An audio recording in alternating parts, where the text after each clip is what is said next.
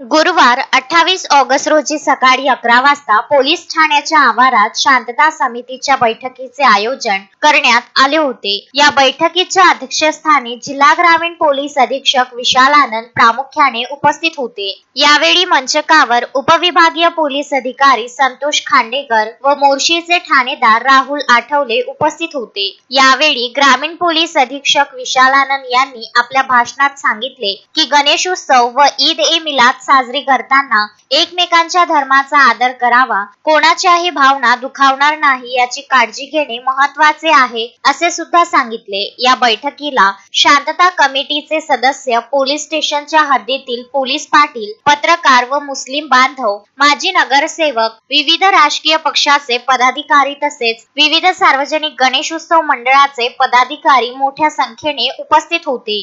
Sanjay Garpawar, Vidarbha news, Morshi.